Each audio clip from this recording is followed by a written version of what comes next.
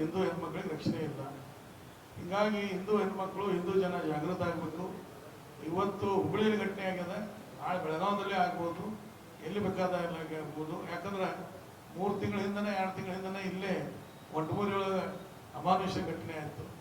ಈ ರೀತಿ ಮೇಲಿನ ಮೇಲೆ ಹಿಂದೂ ಹೆಣ್ಮಕ್ಳ ಮೇಲೆ ಅನ್ಯಾಯ ಅತ್ಯಾಚಾರ ನಿರಂತರ ಆಗತ್ತದ. ಒಂದು ಸಮಾಜನ ರಕ್ಷಣೆ ಮಾಡೋದು ಒಂದೇ ಉದ್ದೇಶದಿಂದ ಕಾಂಗ್ರೆಸ್ನವರು ಆ್ಯಕ್ಷನ್ ತಗೋತಾ ಇಲ್ಲ. ಈಗ ನಾವು ಅವ್ರನ್ನ ದೋಷ ಎಟ್ಟು ಕೊಡುವಂತಕ್ಕಿಂತ ನಾವು ಜಾಗೃತ ಆಗಬೇಕಾಗೈತಿ.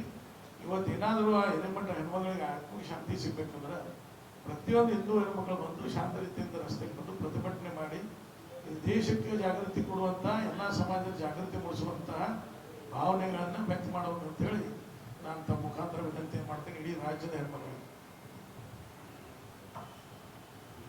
ಭಾವನೆ ಮೂಡಾಗ CM ಅವ್ರ ಸ್ಟೇಟ್ಮೆಂಟ್ ಅದ. CM ಅವರು ಘಟನೆ ಆದ ನಂತರ ನಾವು ಸ್ಟ್ರಿಕ್ಟ್ಲಿ ವೆರಿಫೈ ಮಾಡಿ ಆ್ಯಕ್ಷನ್ ತಗೋತೀವಿ, ಯಾರನ್ನೂ ಬಿಡೋದಿಲ್ಲ ಅನ್ನೋದನ್ನು ಮಾತನ್ನು ಹೇಳಿದ್ರೆ ಆಗ್ತದೆ. ಅದು ಅವ್ರ ಪರ್ಸನಲ್ ವಿಷಯ ಅದ ಅನ್ನೋಂಥ ಭಾವನೆ CM ಅವರು ರಾಜ್ಯದ ಮುಖ್ಯಮಂತ್ರಿಯಾಗಿ ಹೇಳಿದ ನಂತರ ಎಲ್ಲರಿಗೂ ಸಂಶಯ ಬರತ್ತದ. ಅವ್ರು ಯಾರು ಆಸಿಫನ್ನು ಉಳಿಸ್ಬೇಕು, ಏನು ರಿಯಾಜ್ ಉಳಿಸ್ಬೇಕು, ಯಾರು ಅಯಾಜ್ ಉಳಿಸ್ಬೇಕು, ಮತ್ತೆ ಯಾರು ಉಳಿಸ್ಬೇಕು ಅನ್ನೋವಂಥದ್ದು ಮಾಡತ್ತಾರಂತೆ ಭಾವನೆ ಅವ್ರ ತಂದೆಗೆ ಬಂದಂತಾರೆ. ಇಡೀ ರಾಜ್ಯ ಜನರಿಗೆ ಬರತ್ತದ. ಈಗ ಒಬ್ಬ ರಾಜ್ಯದ ಮುಖ್ಯಮಂತ್ರಿಯಾಗಿ ಏನು ಹೇಳ್ಬೇಕಾಗಿತ್ತು, ಯಾರ ಮಾಡಿದಾರ ಅದನ್ನ ಇವತ್ತಿನ ತನಕ ನನಗೆ ಗೊತ್ತುಮಟ್ಟಿಗೆ 6 ಗಂಟೆ ಆದಂತ ಒಬ್ಬರು ಕಾಂಗ್ರೆಸ್ ಅವರು ಅದನ್ನ ಖಂಡನೆ ಮಾಡಿಲ್ಲ. ಯಾಕೆ ಮಾಡಿಲ್ಲಪ್ಪ?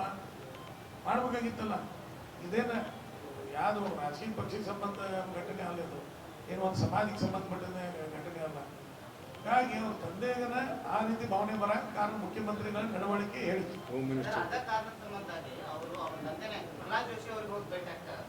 ಹೋಗಿ ನಿಮ್ ಕಡೆನೇ ತಾಕತ್ತದ, ನೀವ ನ್ಯಾಯ ಕೊಡಿಸ್ತೀರಿ ಅಂತ ಅವರ ಕೇಳ್ತಾ ಇದ್ದಾರೆ. ಇವತ್ತು ಇಡೀ ರಾಜ್ಯದ ಹೆಣ್ಮಕ್ಳಿಗೆ ರಕ್ಷಣೆ ಇಲ್ಲ.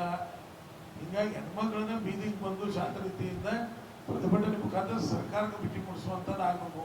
ಕಿವಿ, ಕಣ್ಣು, ಮೂಗು ಇಲ್ಲದಂತ ಸರ್ಕಾರ ಇವತ್ತು ರಾಜ್ಯನಾಗ ಅಸ್ತಿತ್ವನೇ ಬರ್ತದೆ.